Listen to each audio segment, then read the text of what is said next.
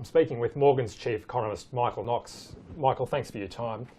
Markets enjoyed very solid bounces globally in October, up around 4 or 5% each. Good bounces in risk assets. What's your interpretation of what's unfolding here? Is the risk tolerance back on, and should investors feel safe heading towards the end of the year? Well, a month ago, when we did this interview, what I said was that I thought that the reason for the US correction is that we had had a fall in quarterly operating earnings per share, and that had come down by 11% between the third quarter of last year and the middle of this year. And I thought that what would then happen is that we would see a recovery in earnings, and that recovery in earnings would start with the third quarter, which when we're just about to begin that earnings season. And I thought that would generate first stability and then a rally in equities. Well, it's pretty much happened like that. But really, the rally has come pretty early, and so we had significant improvement in US third quarter operating earnings over the second quarter, and we're going to have another significant improvement in the earnings season that we have at the beginning of next year, which is for the final quarter of this year, and that will take US earnings back to just around about, maybe slightly below the levels that they were in the third quarter of last year. So the stock market is recovering in response to that better earnings outlook. But the market has gone up a lot more rapidly in the US than earnings have improved. So we think we'll sort of run into overbought territory in the next few weeks. We'll have to do some more work around this level.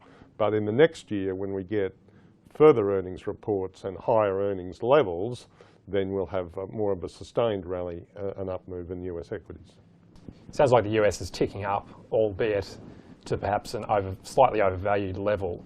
The US Fed this week has left the door open for the lift-off in US rates to occur potentially before the end of the year, which is your base assumption. Is that a risk, and should investors be wary coming into December? What's really important is that the US economy is looking stronger than it was about 2 months ago or 3 months ago. So for this year, we think that growth in the US economy is 2.5% in GDP this year, but next year that lifts to 2.9%, and the year after that to 3%. And the reason that's happening is because there's a significant recovery in investment in the US economy. Next year, we won't just have strong residential investment, there'll be also, for residential construction, there'll also be strong non-residential construction in terms of high-rise buildings and in hospitals.